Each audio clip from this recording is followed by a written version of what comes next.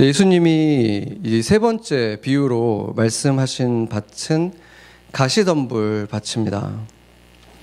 그러니까 가시긴 가시인데 덤불처럼 이렇게 그 땅을 덮고 있는 가시인 거죠.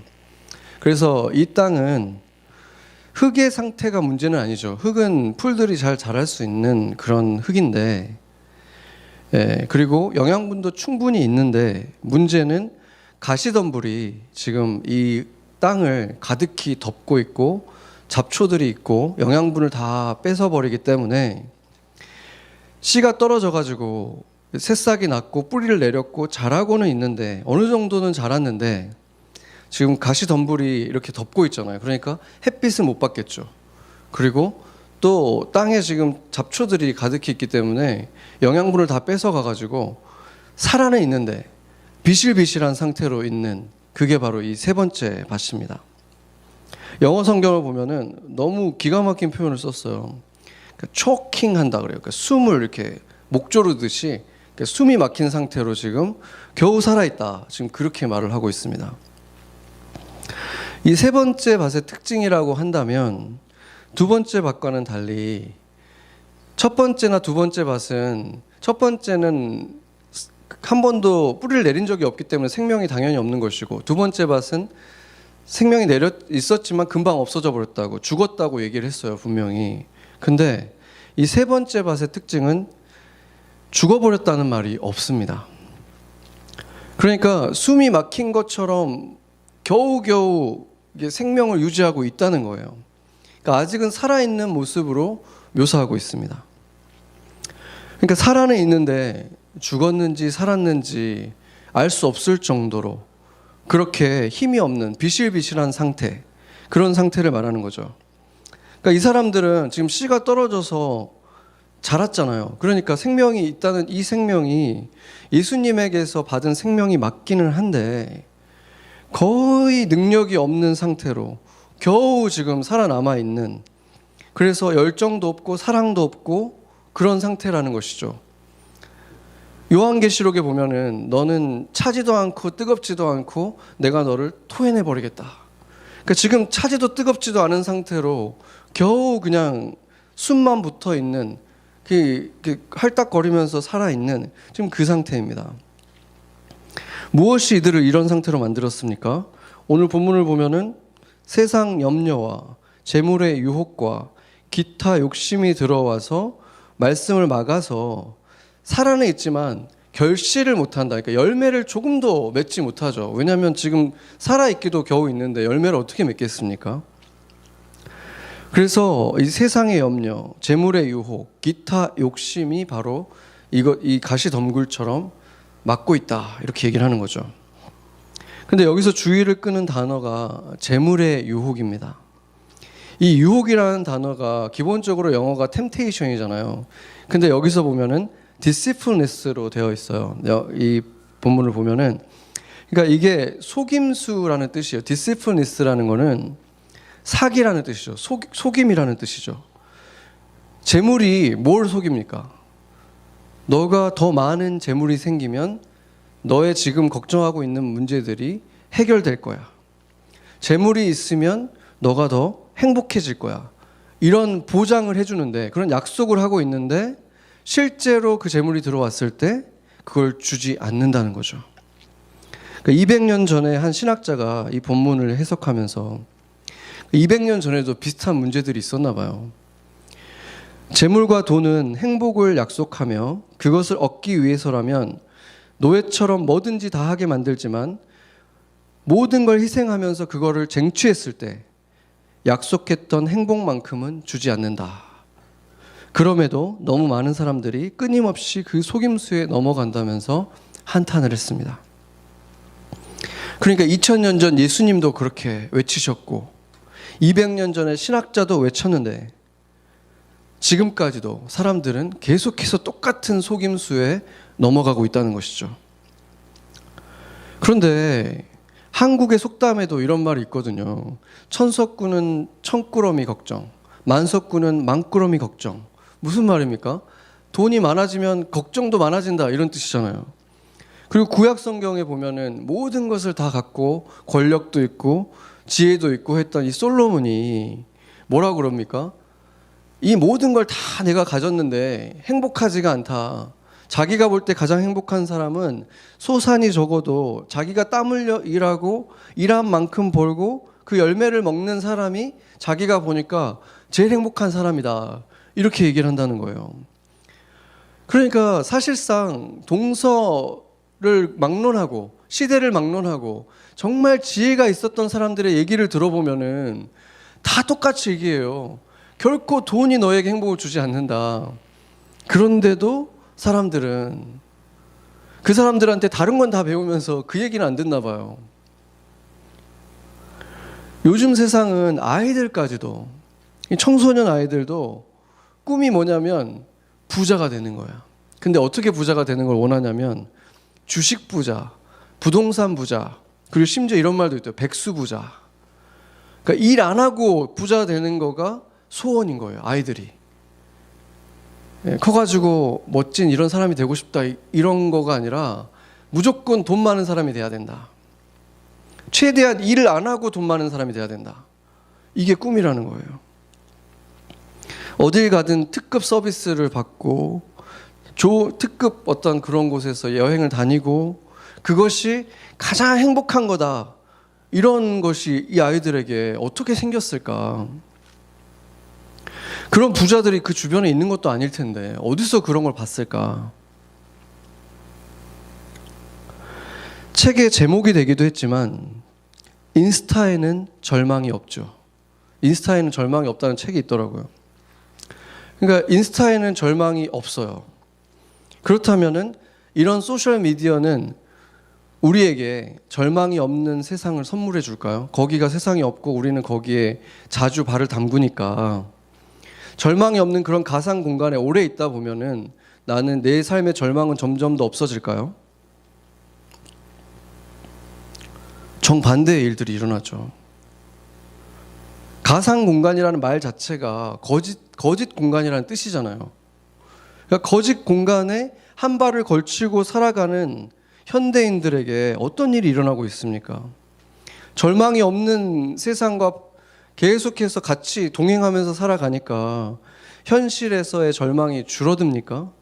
아니면 평범한 일상인데 괜찮은 날인데 별일 없이 편안하게 지나간 날은 대부분의 그런 날들이 상대적으로 더 절망스러운 상태로 우울하게 비춰집니까? 그런 소셜 앱들이 처음 나왔을 때 뭐로 시작했는지 한번 생각해 보세요. 가장 먼저 한 게 뭐냐면 사진 필터들로 시작을 해요. 사진을 올릴 때 필터를 넣을 수 있으니까 사람들이 포토샵을 못해도 막 자기 사진을 그럴듯하게 바꿀 수 있으니까 인기를 끈 거예요. 그러니까 그게 시작부터 사실은 내 삶을 더 드라마틱하게, 더 환상적으로 필터링 해주고 바꿔주는, 포샵해주는 그 기능이 있기 때문에 그렇게 환상의 세계를 만들어가는 거죠. 그래서 그 의도가 처음에는 무엇이었든지 간에 기본적으로 그것은 진실이 아니라는 거예요. 무언가를 속인다는 것이죠.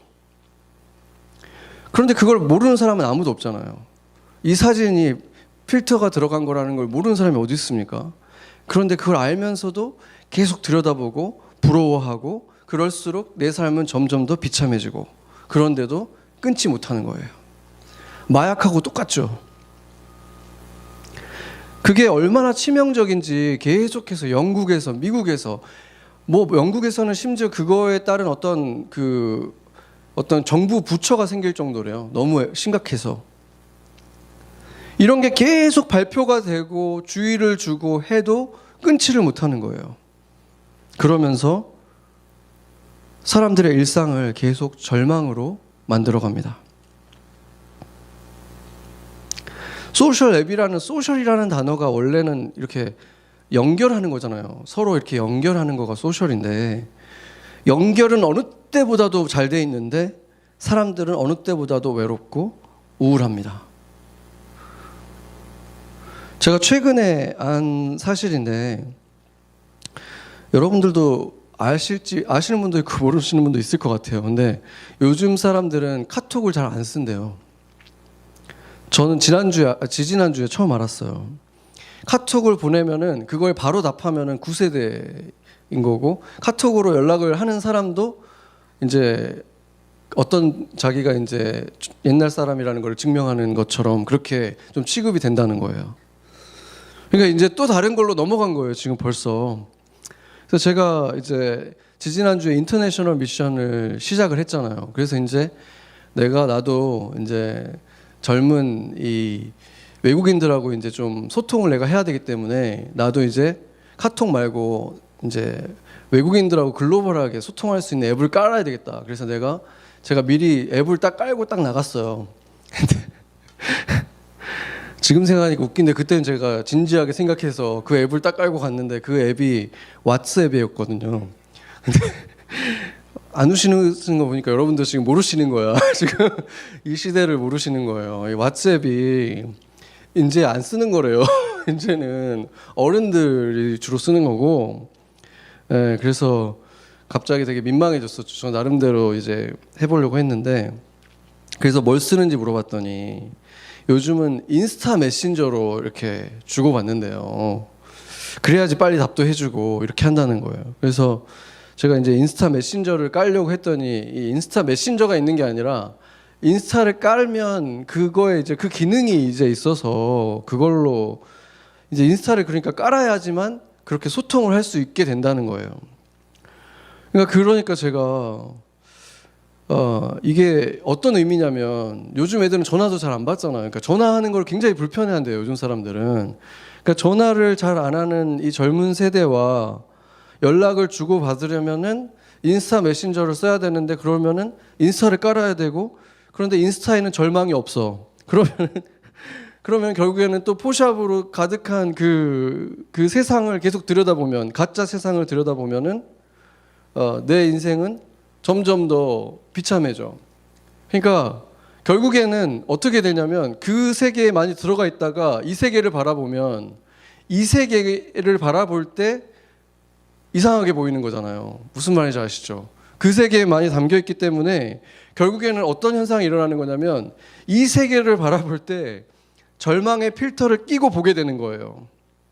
그게 정상이 돼버리면 이 세계를 바라보면 따분하고 이상하고 재미없는 우울한 이런 세계로 보이게 되는 거예요.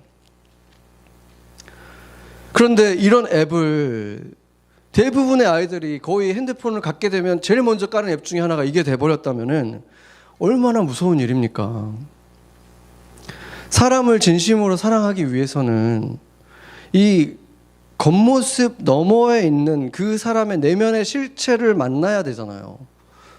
그런데 그러기는커녕 실제 만나는 것도 아니고 그거에서 더 포장되어 있고 더 꾸며져 있는 거의 연예인 수준으로 이렇게 포샵이 되고 하는 그런 화려한 컷들 몇 장, 화려한 몇 초짜리 영상, 이런 걸로 가려진 채로 서로를 바라보면서 어떻게 진짜 사랑이라는 것을 할 수 있을까?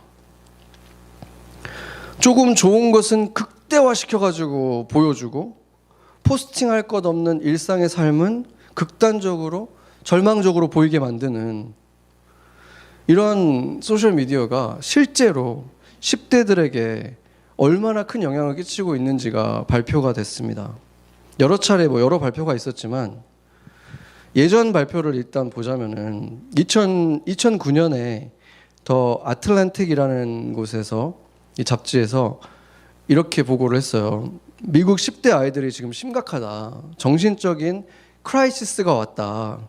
그러면서 뭐라 그러냐면 미국 10대 아이들 전체 중에서 25%의 아이들이 지속적인 슬픔과 절망을 느낀다고 이게 조사가 됐어요. 근데 지난해 2021년에는 몇 퍼센트가 됐냐면 44%까지 올라갔습니다.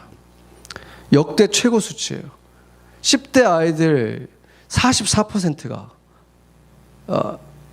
그 자살 충동을 느낄 정도의 우울함을 경험하고 있다는 거예요. 지속적으로. 그런데 더 심한 거는 10대 여자애들은 무려 57%에 이릅니다. 그 수치가. 그러니까 10명 중 6명의 여자애들이 지속적인 슬픔과 절망을 느낀다는 거예요.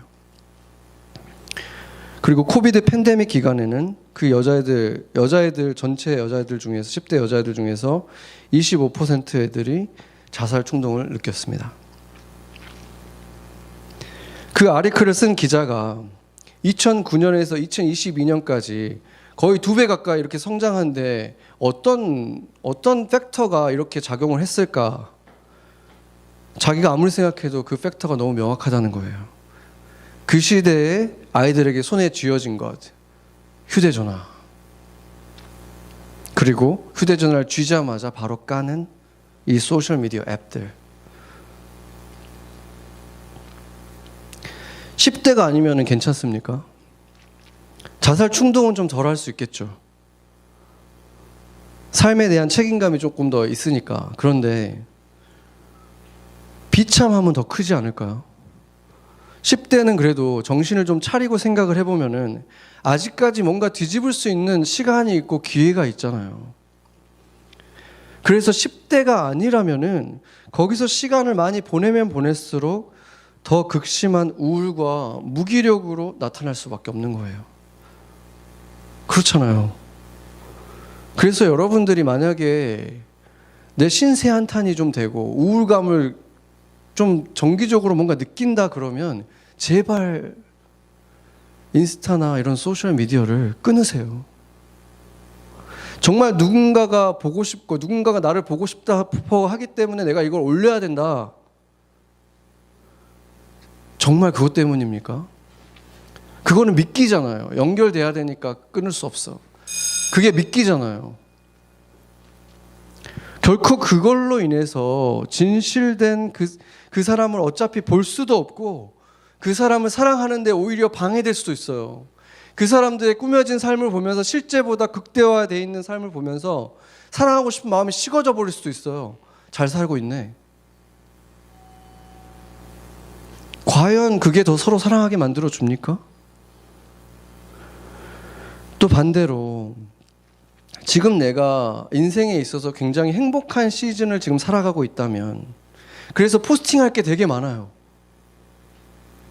그런 사람들도 다른 사람들을 좀 배려해보면 어떻습니까? 어차피 내가 올리는 그 포스팅이 완벽한 진리가 아니라 내 삶에서 가장 빛나는 순간들이라는 걸 안다면 부풀려진 그걸 가지고 다른 사람들 어떤 사람은 아파하고 슬퍼하고 내 삶은 왜 이럴까? 절망하게 되는 사람이 한 사람이라도 있다면 신세 한탄하게 될 사람이 있다는 거를 조금이라도 생각한다면 배려를 해야 되지 않을까요? 정말 내 사진을 보고 싶어하는 사람이 있다면 보내줄 수 있는 방법은 얼마든지 있습니다. 그렇게 개인적으로 주고받으면서 재밌었겠다 이렇게 서로 편지도 주고받고 쪽지도 주고받고 하는 게 훨씬 더 서로에게 깊은 기쁨을 주지 않겠습니까? 예전에는 남의 삶을 그 정도까지 들여다보려면은 거의 좀 나쁜 짓을 해야 됐어요. 나쁜 짓을 해야 되고 음침한 골목을 들어가야 되고 컴컴한 곳에 있어야 되는데 지금은 너무 쉽잖아요. 그냥 클릭 한 번, 스크롤 몇 번만 하면 되니까 그게 아무렇지도 않은 일처럼 느껴지는 거예요. 그런데 아무렇지도 않은 일처럼 느껴진다고 해도 그게 만약에 내 영혼을 파괴시킨다면 누군가의 영혼을 파괴시킨다면은 그게 합법적이라도 방법이 아무리 쉬워도 별거 아닌 것처럼 느껴지게 그냥 몇 번 클릭 사진 누르고 포스트 누르면 끝나지만 그게 내 영혼을 파괴시키고 누군가의 영혼을 절망으로 이끈다면 참아야 되지 않습니까? 그게 사단의 함정인 거예요. 쉽게 만들어주는 거.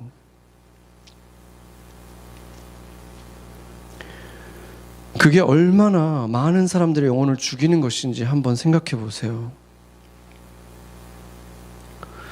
내 마음이 순간순간 우울해지고 불행해지는 것이 과연 내가 하나님이 나를 그렇게 보고 계시기 때문인가? 하나님 안에서 나를 바라볼 때 그러기 때문인가? 아니면 누군가와의 삶과 비교 때문에 그런 것인가? 한번 곰곰이 생각을 해보세요. 만약에 비교 때문에 그런 것이라면 뭐부터 해야 되겠습니까? 저도 그렇지만 저도 그 앱을 지은 지 몇 년이 됐는데 너무 좋아요. 행복해지고 평안해졌다는 사람들 많이 봤어요. 지우고 나서. 그런데 그걸 깔아서 더 많은 자유를 느낀다는 사람은 본 적이 없어요. 제가 그래서 2주 전에 그 임예배 때 제가 그래 나도 그러면 이제 나는 정말 깔기 싫지만 이 미니스트리를 위해서 내가 한번 깔아야겠다. 이 희생하는 마음으로 제가 딱 깔았어요. 근데 깔자마자 어떤 일이 일어나는지 아세요? 혹시 이 사람 알아? 혹시 이 사람 알아? 와, 정말 순식간에 그게 뜨더라고요. 이렇게. 근데 그게 나한테만 뜨는 게 아니잖아요. 그 상대방들한테도 뜰 거 아니에요. 얘가 가입했다. 너 친구 아니니? 그럴 거 아니에요. 그래서 결국엔 지울 수밖에 없었어요. 아, 이거는 진짜 아니다. 그리고 가장 결국에는 핸드폰에 원래 기본으로 깔려있는 그 메신저 텍스트 메시지 있잖아요. 그걸로 하기로 했어요. 왜냐하면 그거는 누구나 가지고 있고 가장 열심히 알려주는 그 가장 진동도 심하게 알려주거든요. 이렇게 문자를 보내면은 그거는 안 놓치고 무조건 알려주잖아요. 그래서 그냥 그것도 단체로 메시지는 보내지거든요. 뭐 불편한 기능은 있겠지만 그래서 그냥 핸드폰에 있는 메신저로 가기로 했습니다. 여러분 부러움이라는 말은 그냥 좀 부드러워 보이긴 하지만 사실은 질투와 시기의 다른 이름이에요. 그리고 질투와 시기가 바로 사랑을 없애는 가장 손쉬운 방법이에요. 사단이 사용하는. 그냥 이 사람에게 질투를 느끼는 순간 절대 그 사람을 사랑할 수가 없어요. 그냥 끝나는 거예요. 그냥 없어져요. 그냥 사랑이란 마음이. 그리스도의 생명이 우리 안에 있는데 여러 가지 신세한탄이 자꾸 든다.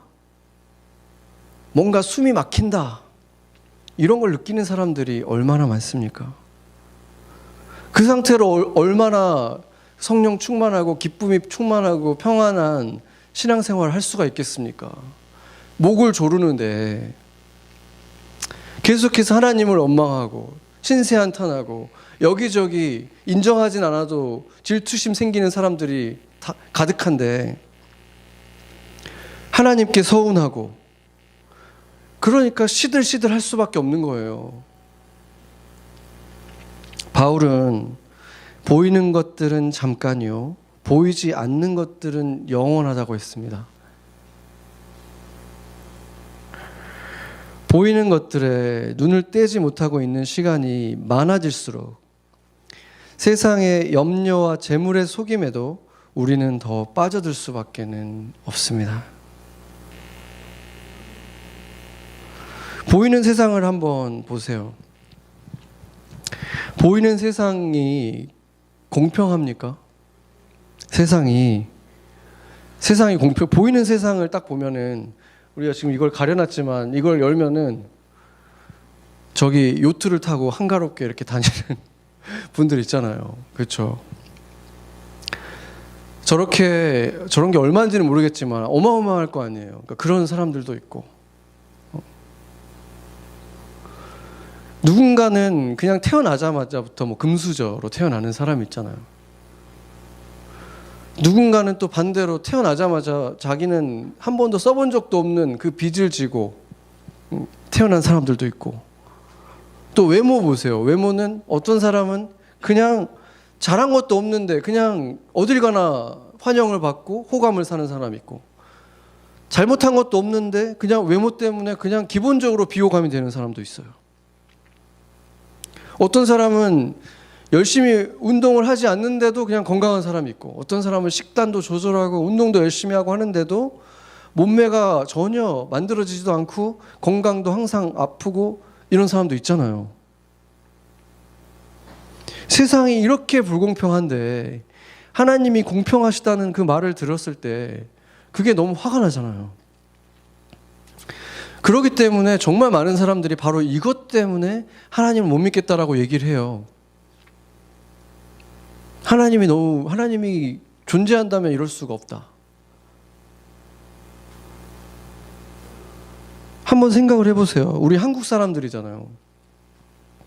정말 몇 킬로 남쪽에서 태어나가지고 어렸을 때부터 비만이 될까봐 걱정하는데 그 몇 킬로만 위에 올라가면은 땅바닥에 떨어지는 거 주워 먹으면서 살아야 돼요.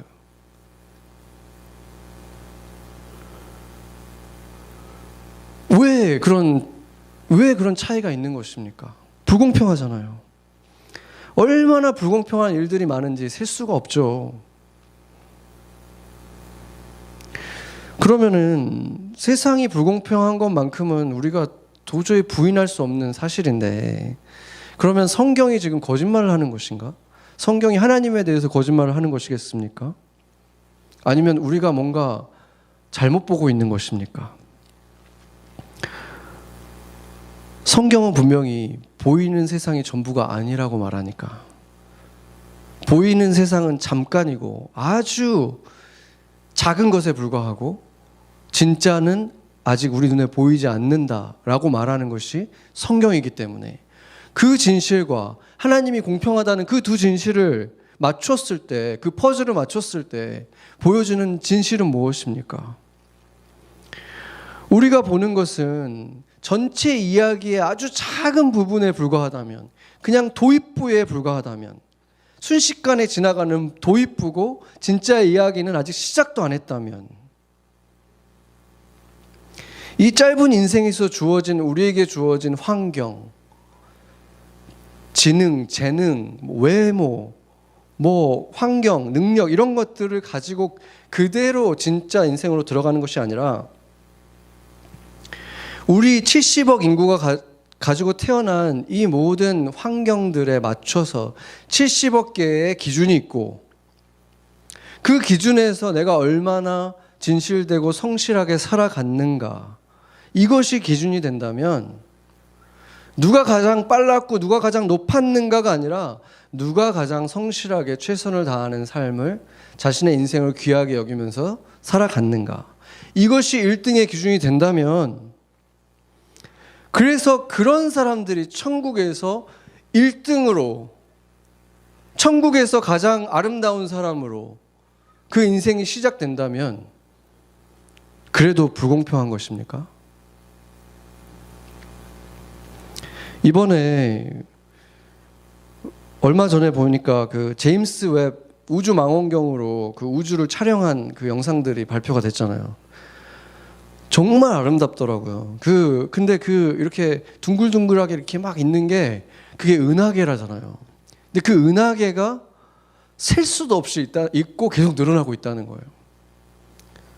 그러면은 그 은하계 안에서도 점도 안 되는 지구가 그 전체 이 온 코스모스하고 비교를 하면은 도대체 얼마나 작은 것입니까? 이 지구라는 것이 보이지도 않는 존재 정도로 작잖아요. 지상에서의 우리의 인생이 우리가 실제로 살아갈 전체 우리의 삶에 비교하면은 이렇게 보이지도 않을 정도로 작은 거라는 것입니다. 그 안에서, 그 작은 점도 안 되는 곳에서 내가 더 크다, 내가 더 잘났다, 이게 얼마나 우스운 것입니까? 하나님이 보시기에. 그래서 믿음이라는 것은 보이지 않는 그 세계를 인식하는 것이 믿음입니다.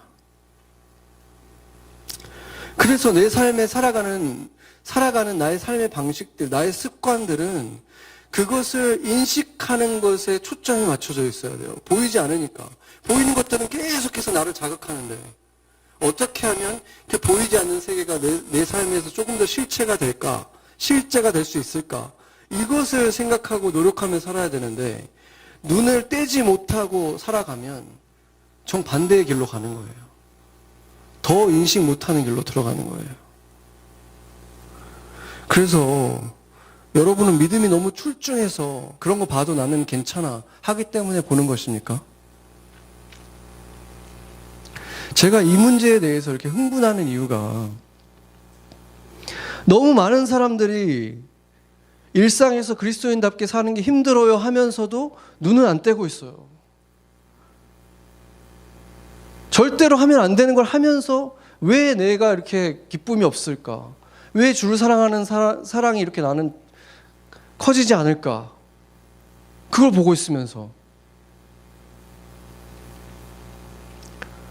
제가 이 말씀을 준비하면서도 얼마나 뜨겁게 기도했는지 몰라요.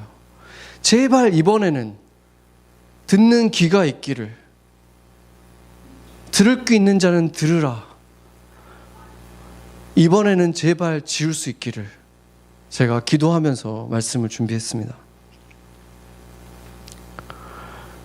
그런데 세상의 염려나 재물의 속임, 그런 문제가 아닌데도 신앙생활이 무기력한 분들이 또 있습니다. 그런 문제가 아닌데도 세 번째 밭과 비슷한 모습으로 시들시들한 신앙생활을 하는 분들이 또 있어요. 어떤 분은 자기가 가장 좋아하는 책이, 성경 말고 책이 토마스 아켄피스의 그리스도를 본받아라는 책이라고 하더라고요. 그 책은 저도 읽었는데 수도사분이 쓰신 거예요. 그러니까 그 수도사분의 삶은 제가 볼 때는 어떻게 보면 예수님의 삶보다도 더 철저하고 더 자기를 이렇게 계속해서 어떻게 보면 채찍질하는 그런 삶을 사신 분이거든요. 근데 그 책을 읽으면서 한숨 쉬고 또 읽고 또 한숨 쉬고 이러면서 사신다는 거예요. 그렇게 살아야 되는데, 저렇게 살아야 되는데 나는 이렇게 세속적이구나. 세속적으로 살아가는 자신의 모습이 너무 부끄럽다고 생각하면서 내가 정말 그리스도인이 맞나 의심하면서 이렇게 살아간다는 거예요.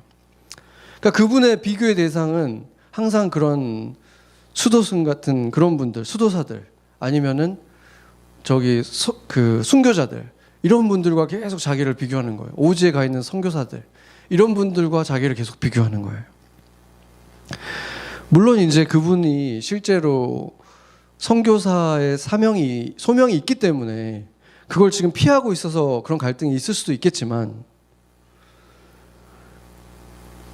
다른 많은 분들은 잘못된 신앙 때문에 그런 경우도 많아요. 지난주에 제가 믿음을 떠난 목사님들이 많다고 얘기를 했는데, 한 목사님이 자기가 신앙을 버리게 된 결정적인 계기가 됐던 한 만남에 대해서 이렇게 얘기를 했습니다. 교회를 굉장히 성실하게 계속 다니는 자매님인데 오랫동안 큰 병을 앓으셨대요. 근데 이제 계속해서 이제 몸이 더 안 좋아지고 이제 힘이 없는 모습을 보면서 자기도 계속 기도를 했는데 안 고쳐지니까 마음이 너무 아프고, 그런데 이제 만나서 위로를 했대요. 자매님 이제 힘내라고, 계속 기도하겠다고 이렇게 힘을 얘기를 했는데, 그 자매가 이렇게 얘기했다는 거예요. 목사님, 저는 병이 나을 만한 믿음도 없는데 제가 영생을 얻을 만한 믿음이 있을까요? 이러면서 그 절망스러운 표정을 지었다는 거예요. 그런데 자기가 아무 말도 해줄 수가 없었다는 거죠. 그것 때문에 자기는 신앙을 버리게 된 거예요. 근데 그게 이제 하나의 계기가 된 것이죠. 성경에 보면은 보라 새 것이 되었도다. 이제 옛 것은 지나갔고 새 것이 됐다. 이런 걸 보면 거듭난 사람인데 나는 왜 이럴까 하는 생각이 들 수 있잖아요. 그러니까 성경에도 계속해서 꾸짖는 장면들이 분명히 있습니다. 그런데 그 장면들은 결코 너희가 예수님을 믿었으니까 바로 이 상태가 돼야 돼라는 얘기가 아니거든요. 그런데도 잘못된 생각을 가지고 있으면, 잘못된 신앙관을 가지고 있으면 자기가 뭔가 잘못을 할 때마다 내가 또 예수님을 십자가에 못 박았구나. 이렇게, 그리고 자기 삶에 어떤 어려운 일이 일어나면은 내가 뭐 잘못했지? 내가 이것을 했구나. 계속 그런 생각 속에서 살아간다는 거예요. 무슨 일만 일어나면 하나님이 벌을 내리셨나? 이렇게 되는 거예요. 이것을 어떤 크리스찬 이제 심리학자인 분이고 목사님이신 분인데 부적절한 죄책감이라고 그분이 이렇게 이름을 붙였더라고요. 말 그대로 부적절한 죄책감이에요. 주님이 원하시는 죄책감이 아니에요. 우리는 새 것이 되었지만 성인으로 바로 태어난 게 아니에요. 영적으로는 아이와 같은 상태로 먼저 태어나서 자라는 거예요. 걸음마도 하고 이러면서 자라는 거예요. 아이가 걷지 못한다고 꾸짖는 사람 없잖아요. 우리는 꾸준히 자라면은 잘하고 있는 거예요. 아직 완전하지 않고 아직 부족한 점이 있지만 계속해서 잘하고 있다면 맞는 거예요. 주님께서 우리를 부르시는 그날까지 우리는 계속 성장할 거예요. 그 과정에 있는 것이고, 우리보다 성숙한 사람을 보면 나도 저런 점을 저렇게 해봐야 되겠다. 또 다시 시도하고, 나보다 연약한 점이 있는 사람을 보면 도와주고 손을 잡아주고, 그렇게 해서 함께 자라가는 공동체가 교회인 것입니다. 그래서 그리스도인들에게서 정말 중요한 것은 얼마나 훌륭한 사람인가, 얼마나 뛰어난 사람인가, 이게 아니라 이 사람이 작년보다 올해 얼마나 변화되어 왔는가, 잘하고 있는가, 그것이 기준이 되어야 된다는 거예요. 진행 중이라는 것, 그리고 그 방향이 어디로 가고 있는가, 이것이 판단의 기준이 되는 것입니다. 스스로에 대해서도 남들과의 비교가 아니라 내가 작년보다는 이런 면이 나아졌구나, 성경을 조금 더 알게 됐구나, 예배 시간에 조금 더 집중할 수 있게 됐구나, 이런 것들을 보는 거예요. 그런데 내가 잘하지 못한 모습을 보면 반성하고, 잘한 모습을 보면 주님께 감사하고, 그러면서 계속 가는 거예요. 네 가지 밭의 비유에서 주님이 강조하신 것이 무엇입니까? 어떤 행동이 바뀌는 것보다 마음의 태도라 그랬잖아요. 이 네 가지 밭은 다 태도들이에요. 그렇다면 나의 태도는 좋아지고 있는가? 그게 가장 중요한 거예요. 내가 그리스도인으로서 나의 말씀을 듣는 태도, 내가 신앙생활을 하는 태도, 내가 내 주변의 사람들을 대하는 태도, 이 태도가 겸손해지고 있는가? 이것만 보면 내가 잘하고 있는지가 보여지는 거예요. 그게 가장 중요한 거예요. 성숙해지고 있다는 그 의미는 겸손해지고 있다는 것과 비례하는 거예요. 사랑하는 방식이, 관심을 갖는 방식이, 내가 다른 사람들한테 말을 할 때 겸손하게 배려하는 말들을 하고 있는가, 그것을 기준으로 삼고 성찰하고 계속 성장해져 가는 사람들이 바른 그리스도인들의 모습인 것입니다. 그리고 그런 사람들은 당연히 30배, 60배, 100배의 열매를 거두는 것입니다. 제가 우리 아이들이 레고를 좋아해서 레고 가게에 가끔 이렇게 가거든요. 거기 가면은 정말 지금 옛날에는 몇 종류 안 됐잖아요. 근데 지금 가보면은 별의별 종류의 레고가 다 있어요. 그런데 그 모든 레고의 공통점이 한 가지가 있는데, 그 겉표지를 보면은 멋진 건물이 이렇게 완성돼 있잖아요. 그런데 이 뚜껑을 딱 열어보면 그 안에는 완성돼 있는 게 아니라 재료들만 들어가 있어요. 그렇잖아요. 우리는 이제 익숙하니까 당연하지만, 만약에 처음 레고를 접한 사람은 멋진 자동차 그림을 만약에 봤다고 쳐봐요. 근데 딱 열었는데 자동차가 없잖아요. 그러니까 속았다 이렇게 생각할 수 있잖아요. 속았다, 그럴 수 있죠. 그런데 이 안에는 사실은 다 맞출 수 있는 모든 것들이 이미 다 들어가 있는 거예요. 그렇잖아요. 그러면은 이제 그걸 아는 사람들은 두 종류로 나눠요. 딱 그걸 보고 내가 맞춰볼 수 있겠는데 하면서 그냥 일단 다 뜯어요. 번호들 상관 안 하고. 요즘에는 복잡하기 때문에 1번, 2번 이렇게 다 있어요, 번호가. 근데 그 무작정 일단 내가 보기에 쉬워 보이는 것부터 뭐 다 뜯어요. 근데 그러면서 이제 자기 힘으로 맞추려고 하다가 이제 안 되죠. 그러면 어떻게 합니까? 이제 그제서야 매뉴얼이 있었구나. 매뉴얼을 다시 꺼내가지고 다시 이제 정리를 해야 돼요.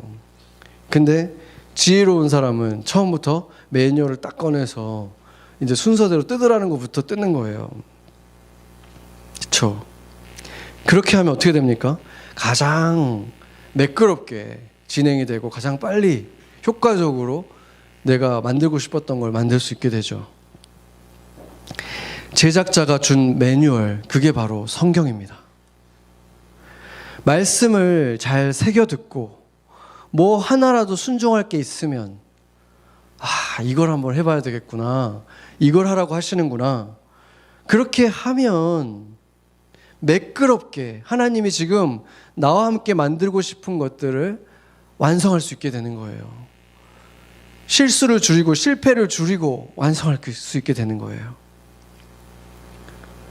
그리고 수많은 레고들을 보면은 어떤 거는 막 수백 불짜리도 있어요. 레고 중에서 진짜 막 멋있는 것들이 막 있어요. 그리고 어떤 거는 진짜 몇 불밖에 안 되는 조그만 박스도 있죠. 당연히 레고 가게에도 어떤 게 전시되어 있을까요? 그 수백 불짜리들이 제일 앞에 이 조명을, 스팟라이트를 딱 받으면서 전시가 돼 있죠. 몇 불짜리 레고는 전시도 안 돼 있고 거의 그냥 박스 채로만 놓여 있어요. 우리가 보기에는 이게 최고잖아요. 몇백 불짜리. 그런데 하나님의 기준은 그렇지 않다는 거예요. 크고 화려한 것이든 소박한 것이든 하나님이 보시는 것은 그 선물해 준 분을께 감사하면서 성실하게 그 순서에 맞게끔 완성해 가는 사람. 그래서 얼마나 완성이 됐는가, 거기에만 달려 있다는 거예요. 그래서 하나님은 공평하신 분인 것입니다. 제가 오래전에 이 4가지 밭의 비유를 제가 주일학교 전도사였을 때 설교를 한 적이 있어요. 아이들에게 이 그림을 보여줬어요. 4가지 그림을 보여주면서 이 중에서 너희는 어디 있는 것 같니? 이렇게 물으면 놀랍게도 아이들은 자기가 4번째라고 우기는 아이들이 되게 많아요. 아이들은. 내가 볼 때는 그래? 근데 그 아이들에게 제가 그러면 너가 아는 어른들은 어떤 것 같냐? 이렇게 물어봤을 때 자기가 아는 어른들, 특히나 자기 엄마 아빠가 4번째 밭이라고 말하는 아이는 단 한 명도 없었습니다. 저도 지금 우리 아이들한테 그걸 물어보지는 못하겠더라고요. 뭐라고 말할지 뜨끔해가지고. 목회자이면서도 가끔씩만 이렇게 좋은 밭이 되어 있다는 그 사실을 깨달을 때 마음이 너무 아파요. 정말. 좋을 때가 예전보다는 좀 더 많아진 것 같긴 한데 여전히 나도 돌밭 같을 때가 있다는 사실을 발견할 때 마음이 너무 아프고, 특히나 제가 보면 돌밭이나 이 2번째 밭보다는 이 3번째 밭에 가 있을 때가 있는 것 같아요. 세상 염려들을 막 하거나 어떤 다른 사람들을 생각하거나 이러면서 나도 모르게 다른 사람들과 비교하거나 이러면서 나도 모르게 굉장히 힘이 없고 무력한 모습으로 있는 제 모습을 볼 때가 있어요. 근데 그럴 때 너무 아파요. 그럴 때. 그래서 왜 하필이면 예수님이 그 밭을 가리려면은 키 크고 뭐 다른 잡초들도 많은데 왜 하필이면 가시 넝쿨일까? 이유가 있는 것이죠. 그거는 우리를 너무 아프게 하는 거예요. 크리스찬으로서 살아가는데 그렇게 살아가면 제일 고통스러운 건 우리라는 거예요. 살아있는데 크리스찬답게 살고 싶은데 계속 찔리는 거, 여기 찔리고 저기 찔리고 뭐 숨 막히고 죽겠다. 그 피날 정도로 고통스러운 그 삶을 살아가는 거를 주님이 보여주시는 거예요. 세상 염려, 돈 걱정, 욕심, 이것이 세상에 있는 것은 당연한 것이죠. 2000년 전에도 있었고 200년 전에도 있었고 앞으로도 계속 있을 거예요. 근데 문제는 뭐냐면 그게 우리 마음 안에 들어와 있다는 게 문제인 거예요. 주님이 걱정하시는 건 그거예요. 우리 마음 안에 들여놓고 살면 너희가 아프잖아.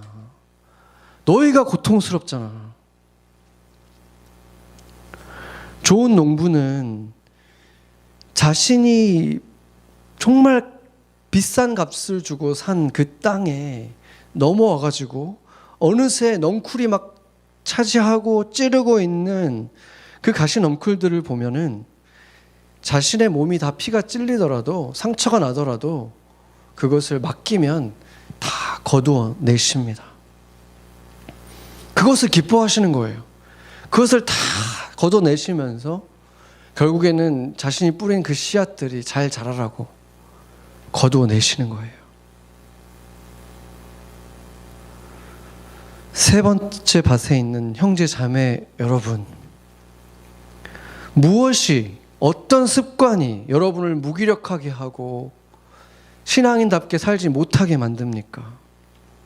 아니면은 요즘 부쩍 신세 한탄을 많이 하고 있습니까? 그렇다면은 다른 사람들의 과장되고 포장된 삶을 들여다보는 것을 먼저 끊으세요. 그리고 예수님이 나에게 주신 아름다운 이름, 그리스도의 사람, 그리스도의 소유, 그리스도인이라는 그 이름에 맞게 그리스도인답게 살아감을 통해서 당당함을 찾으세요. 뻔뻔함이 아니라 나답게 살면 당당해지거든요. 당당해지면 자유로워지고, 자유로워지면 평안해지고, 평안해지면 기쁨이 찾아와요. 이 이야기의 도입부인 이 짧은 인생을 멋지게 마칠 수 있도록 그런 길을 택하라는 거예요. 내가 지금 조금은 이익되지만 부끄러운 길 택하지 말고, 조금은 잠깐은 재밌지만 내 영혼을 갉아먹을 클릭을 하지 말고 당당해지는 선택을 하라는 거예요. 지금은 조금 더 내 유혹은 흔들리지만 내가 어떤 게 더 그리스도인다운 선택인가, 당당함을 선택하라는 거예요.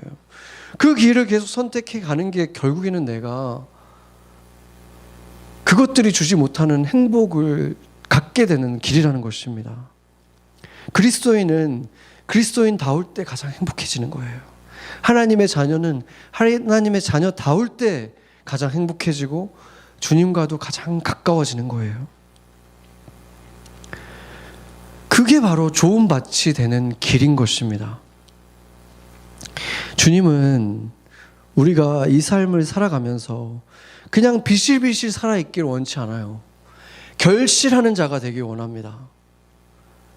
결실하기 시작하면 그거는 30배, 60배, 100배가 됩니다. 한 씨가 떨어져가지고 그 씨가 맺는 게 열매가 수백 개, 수천 개예요. 그렇잖아요. 나무 하나가 씨앗 하나로 시작해서 얼마나 많은 열매들을 그 시즌마다 매년 맺습니까? 주님이 당연히 그걸 원하지, 우리가 가시밭 속에서 살아있는지 없는지도 보이지도 않는 그렇게 살기 원하시겠습니까? 우리가 구원받고 나서도 이 땅을 살아가는 이유는 그것밖에 없다고 해도 과언이 아니에요. 결실하라고, 튼튼하게 결실하는 나무 되라고. 그게 이 삶의 목적인 것입니다. 열매 맺는 삶. 그래서 주님은 그것을 위해서라면 잠들어 있고 무기력에 빠진 우리를 아픈 가시에 찔리게라도 하실 것입니다. 다시 깨어나고 결국은 결실하는 자가 되게 하시기 위함입니다. 주님은 결코 우리가 짓다가만 건물이, 흉측한 건물이 되기를 원치 않으십니다. 이제 찔린 곳마다 그냥 그곳을 안 아프게 하는 진통제가 무엇이 됐든지 간에 그 진통제들로 버티지 말고 주님께 외치세요. 좋은 밭이 돼서 주님의 길을 따라가고 싶다고, 조금씩 더 당당해지고 싶다고, 매년 더 조금 더 당당한 그리스도인 되고 싶다고. 여러분은 어떨지 모르겠지만 좋은 농부는 자신이 핏값을 주고 산 그 땅을 결코 포기하지 않습니다. 지금 그리고 자주 마음이 아프다면 주님이 지금 그 가시덤불 속에 여러분이 찔리게 놓아둔 것입니다. 같이 기도하겠습니다.